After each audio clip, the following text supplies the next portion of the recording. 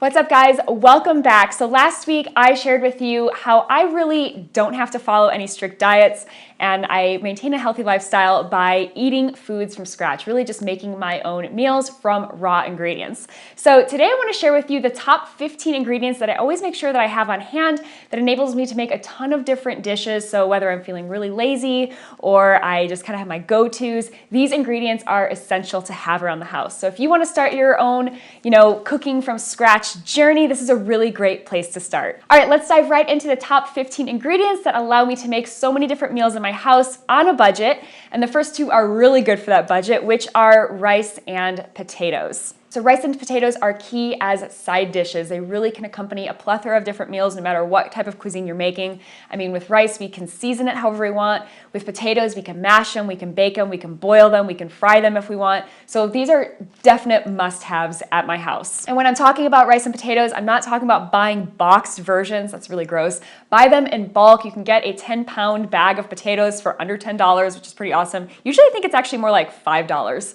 And then also with rice, buy that in bulk. Look at the bottom of the grocery store shelves. That's where usually you'll find the really big bags. Don't get them processed or anything, just raw rice. All right, the next two ingredients are really great for when I have not made a meal plan or I just need to make something on the fly or I'm feeling really lazy, which are pasta and chicken thighs. So I usually don't advocate eating pasta a whole bunch throughout the week. Usually I like to limit it to 1 to 2 times. But honestly, guys, this is what can really save you if you are so lazy and so hungry that you're about to order takeout. It's really not hard to put a pot of water on the stove, boil it, and add your pasta, and then you can really make a very easy sauce to go on it, whether it's tomato-based or cream-based. Now with chicken thighs, I specifically say chicken thighs over chicken breasts because chicken thighs are way cheaper and they have a lot more flavor. They're not as dry. I've gotten chicken thighs as cheap as 77 cents a pound. Whenever they're on sale, my husband and I will buy them in bulk, and then we will just freeze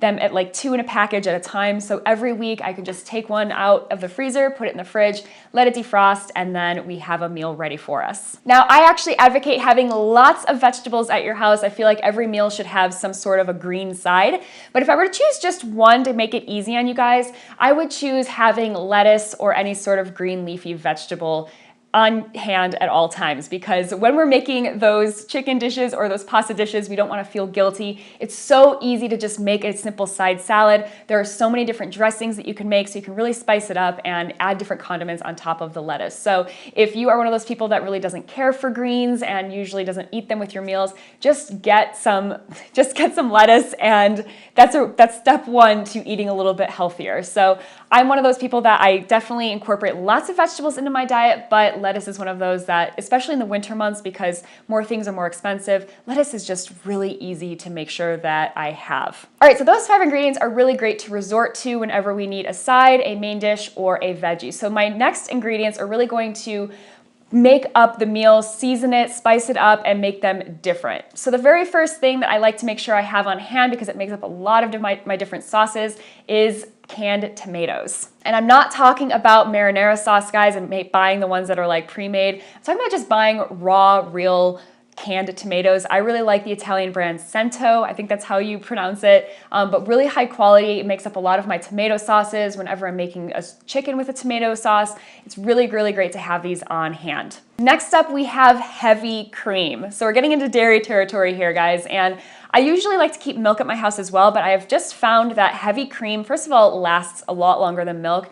And when we're using it in cooking, it's usually called for a lot more than milk. So heavy cream has become one of my staples in my refrigerator. I use it to make a lot of sauces, especially for my pasta and my chicken dishes. So it's just kind of a go-to item that I can't really live without these days anymore. And then another one in the dairy section would be butter. And I know that you might think that this is like a no-brainer. Everybody should have butter at their house, but you'd be surprised. A lot of people actually might only have like a little bit of butter at a time. And I use butter for so much, whether it is to oil out a pan before we start cooking in it. I use it in sauces. You use it in baking, of course. So butter is definitely a necessity. Be careful with butter though. Make sure there aren't any butter imposters. The only ingredients that should be in butter are cream and salt. So make sure you're taking a look at the ingredients list on the back of what butter you're buying.